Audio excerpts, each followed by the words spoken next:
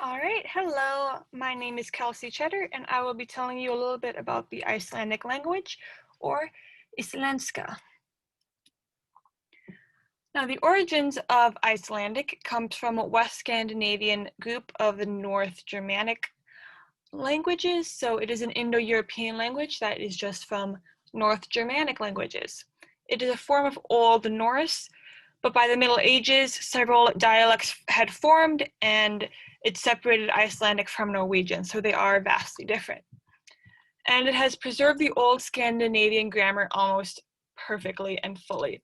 So it is very similar to the ancient languages that the Vikings and old Icelandic language, what they spoke and used. Now, this language is a very old language. Like I had mentioned, it is very similar to what it first started out to be. It has been under Norway's rule and Denmark's rule, but it has managed to hold on to its original Icelandic language. This is partly because of its remote geographic location. It is an island of its own, so it doesn't get influenced by outside languages very often. And even when they do, it has a scattered population, and so only some of the population may be influenced while the rest of the population will still be using their traditional Icelandic language. Icelandic today, there are 330 people living in Iceland, roughly, and all of them speak Icelandic along with another language, whether that's English or French or Spanish. It has been in decline because of modern day technology. Movies aren't often in Icelandic, and phones, there are no settings for an Icelandic language on your phones, and so the language has been slowly declining. Even though this is the case, Icelandic people are very prideful of their language. They consider Icelandic to be the purest language that there is because of how unchanging it has been. They consider it to be the closest language that today that the Vikings spoke. And so a lot of them can actually read Icelandic sagas way back when with very little challenge. This is the Icelandic alphabet. It has 32 letters and 14 vowels. Now you may have noticed there is no C, Q, W, or Z in their alphabet. Yet they have 14 vowels, so each of like English speakers' vowels, they have a second one with an accent on top to make a different sounding. And then they have two more vowels, an A and an E kind of smashed together. That makes an I sound. And then there's an O with two dots on top. So the regular O would make an ah sound. The O with an accent would make an O sound. And the O with the two dots on top would make an oo sound. So three different O's there. And then they have a letter that looks like a D with a line through it. This is called an F, and it makes kind of like a TH sound, but it's a little bit different. I can't really make it myself. It's kind of like you're rolling the TH off of your tongue. And then the next language is called thought, and it makes the regular TH sound like the or then, you know. And Icelandic people tend to be more protective of the thought letter because English speakers tend to read it off like a P, and they get very defensive because it does not make a P sound, it makes a TH sound.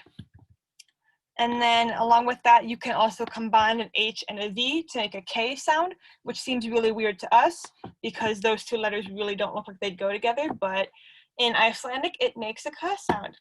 And then an E and an I or an E and a Y will make an A sound if you combine them. So the structure of Icelandic, it actually has three different gender roles. So it has masculine, feminine, and neuter. So the ending of certain words will change depending on what gender role it takes on in the sentence. And then it also has four different cases for nouns, which English doesn't have cases, so I'll get into that a little bit more here coming up. And then it has the same pronoun and verb structure that the old Icelandic language had. So like I mentioned before, Icelandic has changed very little over the several years that they've used it, causing people to, name it as the purest language that there is. So the 4 Icelandic noun cases, there's nominative, accusative, dative, and genitive. These cases are used to indicate the role of the noun in the sentence. So the example here is Hester, which is horse. So the nominative example of when you would use that ending would be a sentence kind of like, this is a horse, where the horse is the main subject. Accusative would be, I see a horse, where something is being acted on by the verb. Dative would be, I gave an apple to a horse, where horse is an indirect object. Genitive is, this is a story of a horse, where it's a case of possession. So in English, to say horse this is, it wouldn't make a whole lot of sense at all. But in Icelandic, you could do that because the ending of horse is different, meaning that the horse is the subject of the sentence. Common words and phrases in Icelandic. So hello is actually halló, and goodbye is actually bless, which is super cool and really easy and nice. My name is ek héti. Thank you would be tak, and English is ensku. And so those are just a couple words that would be really good to know in Icelandic if you find yourself in that kind of a situation. And back in 2010, one of Iceland's 30 active volcanoes erupted, causing air traffic to halt because there was too much ash in the air. And so this volcano was in the news quite a lot, but a lot of news anchors really struggled with the name and the pronunciation of this volcano, causing even more news to appear in the media about the volcano. So you would pronounce it somewhat along the lines of Eyja Fjalla Jökull. And so it looks super long to an English speaker or other language speakers, but it is actually 3 different words smashed together. So it's Eyja is island, and then Fjalla is mountain, and Jökull is glacier. So it literally means island, mountain, glacier. A lot of Icelandic words are like this, where it's compounded. There is 1 or 2 different words smashed together to make a new word. So it can be very intimidating for us to look at this word and see a very long string of letters. The learning difficulty can be very tricky for a lot of people. Like I mentioned, some of the words are incredibly long, which is very intimidating for a lot of people.